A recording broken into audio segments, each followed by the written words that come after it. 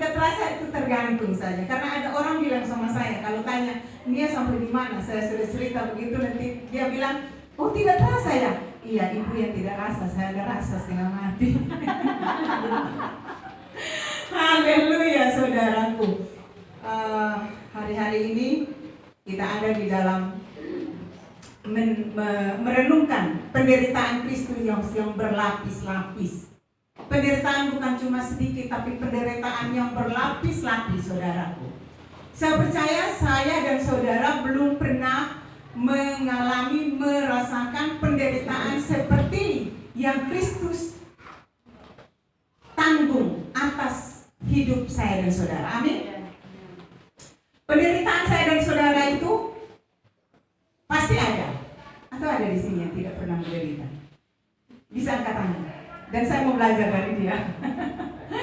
Saya percaya bahwa kita semua mengalami yang namanya penderitaan. Tapi penderitaan kita itu, saudara, yang pertama oleh karena kita sendiri.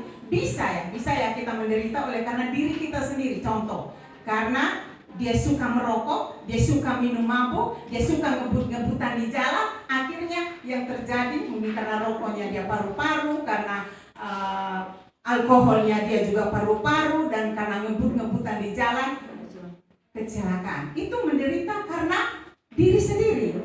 Nah, ada juga menderita oleh karena alam. Seperti tahun kemarin, tahun lalu kita boleh melihat dan mendengar hampir seluruh Nusa Tenggara Timur itu dilanda dengan bencana seroja. Nah, ada penderitaan kita oleh karena orang lain. Nah, ini yang kita tidak terima. Atau saudara terima kalau menderita karena orang lain itu geramnya minta ampunan. Ya kan? Menderita karena diri sendiri, kita ada penyesalan. Mudah-mudahan ada penyesalan. Aduh, saya bertobat, susah semau lah. Menderita karena alam, kita hanya ya itu karena seizin Tuhan. Tapi coba kalau saudara dan saya menderita karena orang lain, apa respon saudara? Dan yang Yesus lakukan itu bukan karena dirinya, bukan karena alam, tetapi karena orang lain. Setuju? Amin? Kristus menderita karena orang lain. Kita buka Yohanes 3 ayat 16. Ini tidak tayang juga, kita bisa ucap semua ya firman ini. Ini ayat dari sekolah minggu, kita sudah hafal. Di dalam kepala, bukan di luar kepala. Di dalam hati. Kita sama-sama baca 2-3. Karena begitu besar kasih Allah akan dunia ini, sehingga Ia telah mengaruniakan anaknya yang tunggal, supaya setiap orang percaya kepadanya tidak binasa melainkan beroleh hidup yang kekal. Haleluya. Saya sudah gambarkan tadi penderitaan Kristus ya saudara. Waktu Yesus ada di kayu salib yang tergantung di antara langit dan bumi, kakinya tidak pijak di bumi, tetapi paku di kedua belah tangannya dan di kedua kakinya. Betapa dia menderita, sangat-sangat menderita saudaraku. Menurut saya dia sebagai Tuhan, dia bisa saja untuk menghentikan itu paku tidak menancap akan tubuhnya. Sebagai Tuhan bisa saja dia lakukan itu. Sebagai Tuhan juga dia bisa menghentikan itu algojo, dia bisa mereka pingsan semuanya. Bisa kan? Sebagai Tuhan dia bisa lakukan, tapi dia tidak melakukan itu. Dia membiarkan dirinya mengalami kesengsaraan yang sedemikian, mencabik-cabik seluruh tubuhnya. Berapa cambukan? 1 kali cambukan itu, cambukan keluar dari tubuhnya itu membawa daging-dagingnya saudara, dan membuat darahnya mengalir dari sana. Cambuk lagi, angkat lagi, keluar lagi cambuk itu, mengangkat daging-dagingnya keluar dari sana. Dia membiarkan tubuhnya untuk tercabik-cabik hanya untuk saya saudara, hanya untuk saya dan saudara. Karena tadi dia mengatakan karena begitu besar kasih Allah akan dunia ini. Begitu besar saudaraku. Penderitaan Tuhan untuk saya dan saudara, kita hanya bisa sebatas membayangkan saja. Karena kita tidak bisa merasakan. Penderitaan itu dirasa saudara. Kita bisa membayangkan, aduh bagaimana saat itu betapa ngerinya. Jadi kita sebatas pada ngerinya saja, karena kita membayangkan. Dan mungkin ada banyak orang Kristen juga tidak pernah pikir tentang itu, apalagi membayangkan, ya katanya Yesus mati di atas kayu salib. Bisa ya, mungkin dulu kita seperti itu, tapi hari ini kita mengerti tentang penderitaan Kristus. Dia tidak melakukan sesuatu untuk membebaskan dirinya dari penderitaan. Dia tidak mencari keuntungan dirinya di atas kayu salib, saudara. Dia membiarkan dirinya menerima cambukan dan segala hinaan yang tidak pantas dia terima. Dia membiarkan hidupnya menanggung semua kesengsaraan itu, supaya saya dan saudara, apa tadi? Supaya setiap orang yang percaya kepadanya tidak binasa, melainkan beroleh hidup yang kekal. Beroleh hidup yang kekal. Supaya setiap orang yang percaya tidak binasa, melainkan beroleh hidup yang kekal. Itu disingkat dengan satu kata, keselamatan. Amin. Disingkat dengan satu kata, keselamatan. Nah, keselamatan ini, saudaraku, ada dua sisi. Saya dan saudara sudah menerima keselamatan itu sejak dia tergantung di atas kayu salib.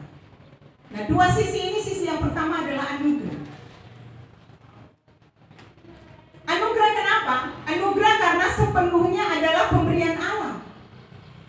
Bukan karena kebaikan kita, bukan karena jasa kita, bukan karena usaha kita. Saya sudah berusaha mati-matian sehingga saya bisa selamat ke surga. Itu tidak ada usaha kita sedikit pun di sana. Kita lihat Efesus 2 8 sampai 9.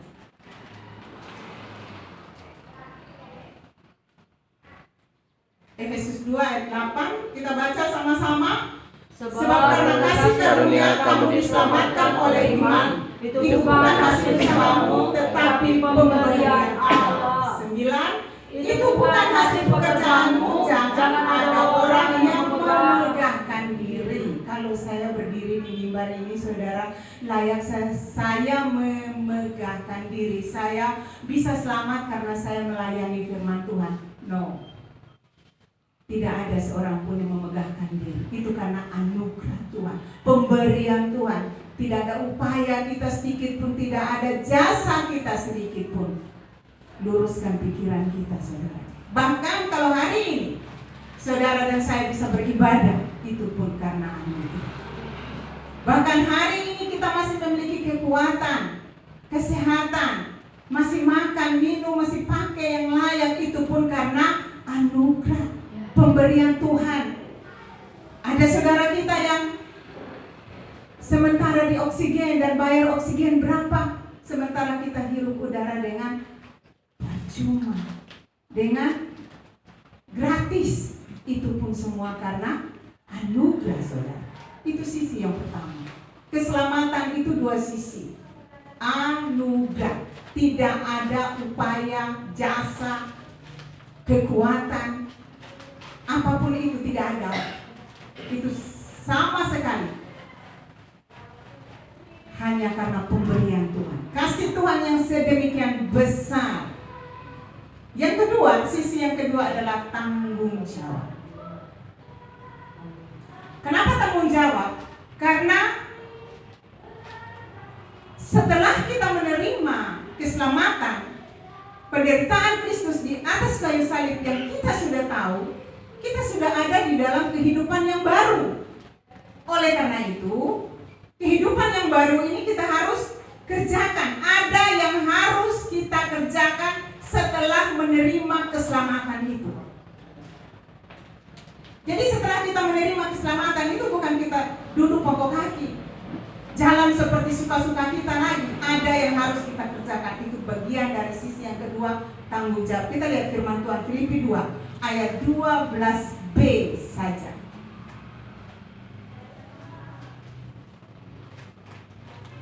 Lihat di B-nya saja ya. Setelah koma pertama kita baca dan berhenti di koma kedua. 1, 2, 3. Kamu senantiasa taat, karena itu tetaplah kerjakan keselamatan dengan takut dan gentar. Ada kalimat, tetaplah kerjakan keselamatanmu. Jadi bukan Tuhan Yesus lagi yang kerjakan untuk kita. Tuhan Yesus sudah kerjakan sempurna, utuh, sudah selesai. Yang Yesus kerjakan sudah selesai. Sekarang keselamatan itu dikerjakan oleh saya dan saudara.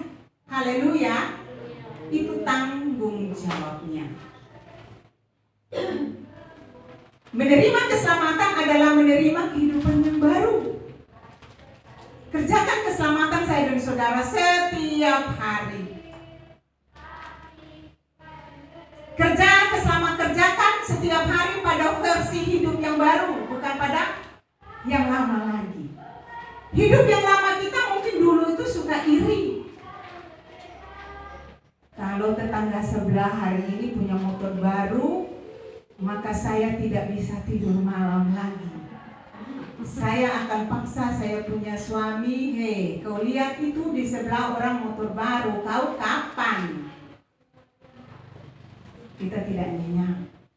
Anak tetangga pakai baru, anak kita juga mau pakai baru. Tidak salah, asal kita punya hati yang bersih. Tidak ada, kita pakai baru bukan karena orang lain. Boleh kita, maksudnya kalau kita pakai baru, pakai lebih tidak dosa loh. Asalkan kita pakai itu bukan karena menyaingi orang lain dan kita tidak boleh disaingi. Itu sifat iri, saudaraku. Kalau dulu iri, sekarang perbaiki hati. Mungkin motor tetangga atau mobil tetangga itu satu kali bisa memberkati saya. Bisa saja kan? Jadi ketika orang lain diberkati, orang pakai lebih, kita bilang terima kasih Engkau telah memberkati dia Tuhan. Berkati dia lebih baik lagi. Jadi versi yang lama dan versi yang baru sudah berubah. Karena kita kerjakan keselamatan. Mungkin dulu suka mata keranjang.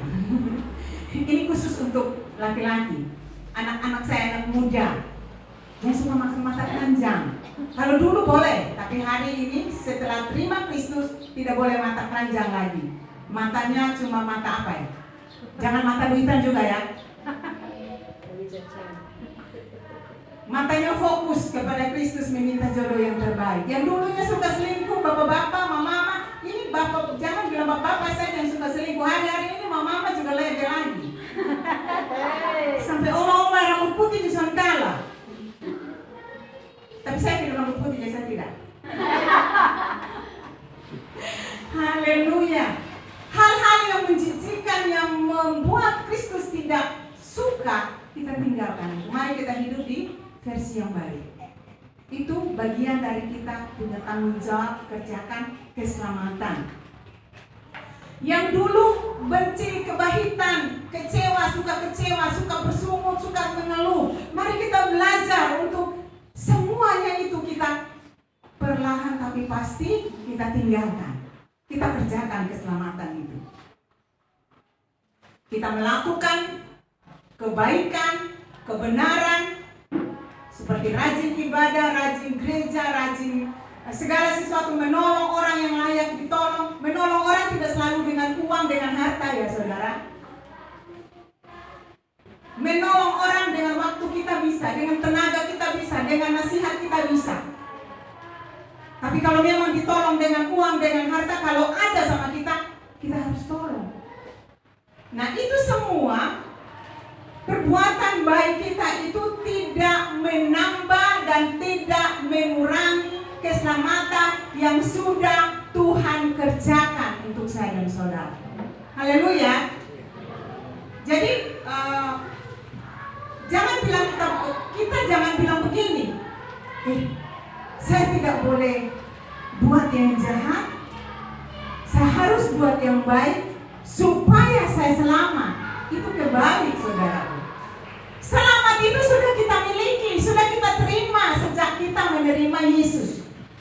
Setelah kita mengatakan saya hari ini menerima Yesus Kristus sebagai juru selamat pribadi saya, dan Yesus bertindak, berkuasa, berotoritas atas hidup saya. Setelah kita mengucapkan itu, keselamatan sudah kita terima.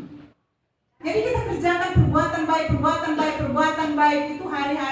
Yang kita kerja bukan untuk memperoleh keselamatan lagi, tetapi itu kita mengekspresikan keselamatan yang sudah kita terima.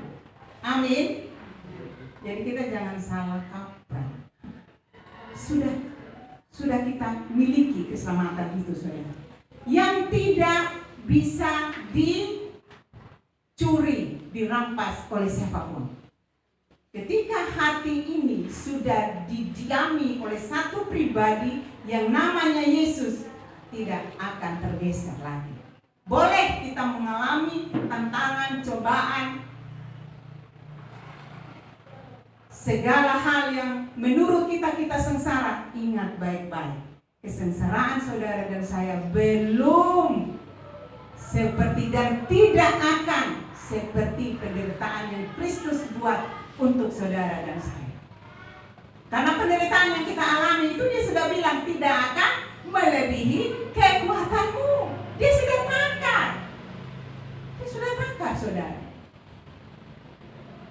Problem pergumulan yang saudara alami tidak sama dengan saya. Yang saya alami tidak sama dengan yang Kak Mesa alami. Karena kekuatan kita berbeda-beda.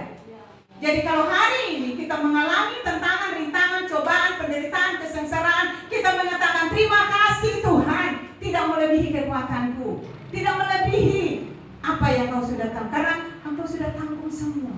Dia sudah tanggung yang berat-berat, yang kita pembagian yang dia kasih itu kecil-kecil saja. Dia kasih sepotong-sepotong saja, dia tahu ini satu anak bisa, dia bisa kerjakan ini. Dia akan melewati ini. Sebab kalau tanpa penderitaan, kita akan menjadi orang yang tidak mengerti apa-apa. Yang bentuk kita itu tidak bagus. Segala sesuatu yang Tuhan buat, yang Tuhan lakukan dalam kehidupan kita itu tidak ada mengandung kejahatan. Sekalipun kita jahat, dia akan membawa kita dengan kasih-Nya, dengan didikannya untuk membentuk kita menjadi lebih indah di mata dia dan di mata manusia. Kalau kita melihat orang yang kemarin itu brutal, terus kita lihat sudah berubah, kita akan kagum, wow, luar biasa ya.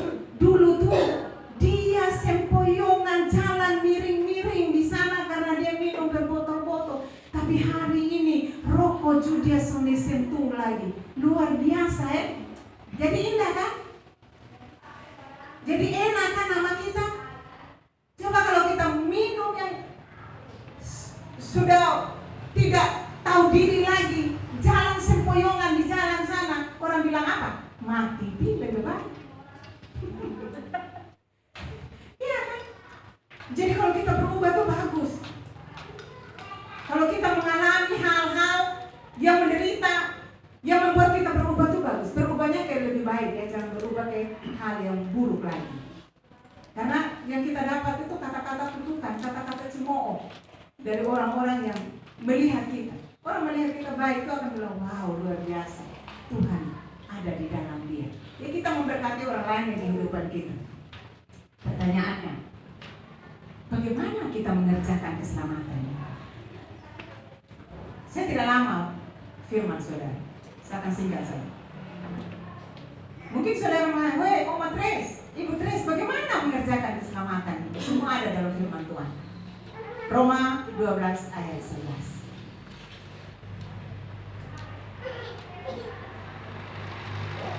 Itu yang pertama ya. Kita kerjakan keselamatan itu dengan melihat kepada firman Tuhan. Semuanya melihat di firman Tuhan. Standar hidup kita menjadi di dalam firman Tuhan. Roma 12:11, 1, 2, 3. Janganlah hendaknya kerajinanmu kendor, biarlah rohmu menyala-nyala dan layanilah Tuhan. Ini dia. Janganlah hendaknya kerajinanmu kendor. Jangan malas. Kata lainnya. Lalu yang kedua, rohmu menyala-nyala dan layanilah Tuhan. Ini yang harus kita kerjakan. Jaga, awasi roh Tuhan ada dalam diri kita. Jaga api Tuhan ada dalam diri kita. Telinga kita sudah mendengar kebenaran firman Tuhan yang bilang tidak boleh lagi rokok, tidak boleh lagi judi, tidak boleh lagi minum, tidak boleh lagi selingkuh, tidak boleh lagi PHP orang anak nona. Kita bertobat. Jaga itu roh. Karena itu semua adalah buah-buah roh. Nah, kalau roh Tuhan tidak ada dalam diri kita, roh Tuhan sudah meninggalkan kita. Jadi seperti Simpson. Cerita Simpson tahu? Roh Tuhan tidak ada lagi sama Simpson. Mati konyol. Kenapa? Karena figur atau pribadi Simpson itu dia terlalu playboy. Asal dia lihat perempuan cantik ini hari dia sambil tidur lagi. Anak muda di sini tidak ada seperti itu ya. Anak-anak saya anak muda laki-laki. Susah dia kalau lihat dia anak perempuan yang cantik. Ini hari dia akan kejar dan sampai dapat. Hanya karena dia tidur di pangkuan Delila. Enak kan tidur di pangkuan Delila? Anak-anak muda saya rasa di sini bertobat kalau ada. Kalau ada. Jangan tidur di pangkuan. Kita akan mati konyol karena roh Tuhan meninggalkan kita. Yang firman Tuhan katakan, kita harus menjaga api, menjaga roh Tuhan ada dalam diri kita. Itu kerjakan keselamatan yang pertama, saudara. Dan layanilah Tuhan. Layani Tuhan itu saudaraku tidak harus datang berdiri di mimbar sini. Datang lebih awal kita sapu di gereja, itu layani Tuhan. Atau kursi, itu layani Tuhan. Di tempat kerja saudara, layani orang di sana dengan hati yang tulus, yang murni, yang rela, itu layani Tuhan. Karena firman Tuhan bilang, barang siapa yang tidak melakukan atau yang melakukan untuk saudaraku yang paling hina ini, engkau melakukannya untuk aku. Kenapa? Karena Tuhan sudah menjelma menjadi manusia. Jadi yang paling hina pun kita layani dia. Saudara, maaf, ada satu toko di Atambua yang saya tidak akan injak itu toko lagi kalau saya tidak ketemu. Saya tidak akan. Kenapa? Karena waktu saya minta pelayanan, dia offer klien. Terus yang itu lagi, dia bilang, saya ada kerja ini. Oh, sudah nona, saya jalan sudah. Anak-anak saya yang kerja di toko, layanilah Tuhan. Itu pembeli, itu Tuhan, Raja. Jangan kau bawa kau punya kemalasan di sana, kau bawa kau punya masalah di sana, lalu tidak layani orang. Ya rugi siapa? Bosnya kan?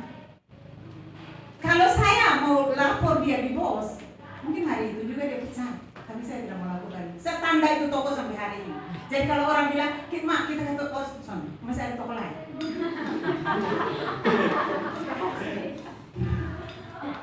Masih ada toko lain buat saya. Kecuali saya kepepet yang dia satu-satunya baru sana-sana. Rugi bosnya karena saudara. Layanilah Tuhan. Kerajinanmu jangan kendor. Api Tuhan tuh jaga. Karena kau bekerja di sana tuh melayani Tuhan. Jadi apapun yang kau kerjakan, kerjakanlah seperti untuk Tuhan. Nah itu roh Tuhan di situ. Itu kerjakan keselamatan bagian yang pertama. Karena kadang-kadang kita kalau di tempat kerja ini saudaraku, hanya dia suka lebih banyak main HP. Dia main HP dia bisa di sana, tapi untuk layani orang dia bilang sabar dulu, dia ada sibuk.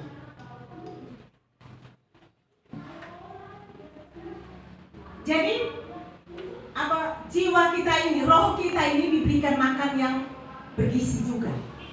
Jangan cuma tubuh saja. Tubuh dan roh itu butuh makanan.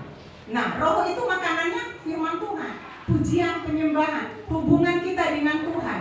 Itu nutrisi yang gizi buat jiwa kita, buat roh kita. Kalau untuk perut saja, untuk tubuh ini saja kita makannya tambah-tambah, ulang-ulang. Nah, tolong supaya kita juga perhatikan ini jiwa dan roh kita. Karena yang diselamatkan nanti itu adalah jiwa kita. Yang diselamatkan itu jiwa. Tubuh ini akan masuk ke dalam liang lahat. Tubuh daging ini masuk di sana, tapi jiwa kita ini. Nah, makanya jiwa itu harus diberi nutrisi yang bergizi supaya dia sehat, dia segar, dia bugar. Jangan tubuh ini saja yang kita kasih gemuk, mulut ini kita kasih enak. Tidak salah sih, tapi kasihlah keseimbangan. Makanan yang bergizi buat jiwa kita, buat roh kita. Haleluya. Kerjakan keselamatan yang kedua. Lihat bagian firman Wahyu 3 ayat 3.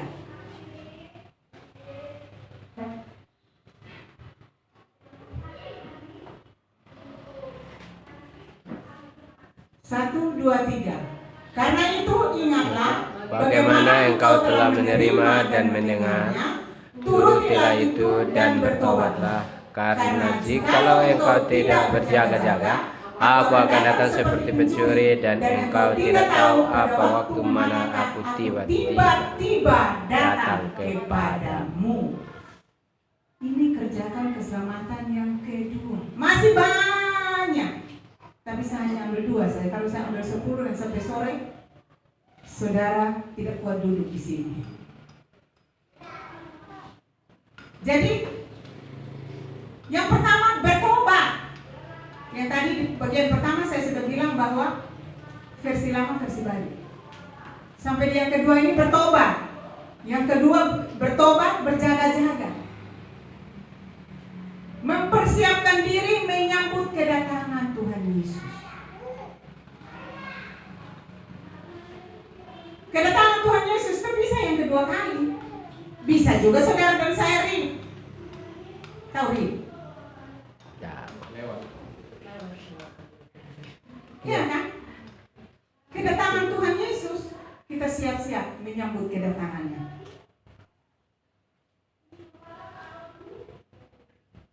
Mungkin kalau hari-hari ini kalau terjadi peperangan di dunia, di negara-negara lain, ada bencana, ada kekacauan, ada permusuhan, separuh kita mengatakan dunia sutur, semua kiamat, selesai sampai di situ. Lalu dia tidak mempersiapkan dirinya dengan baik.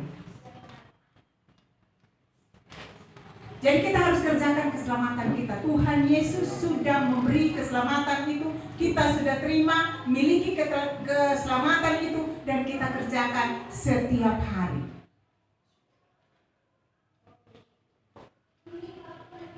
Saya akan tutup renungan ini saudara yang satu cerita.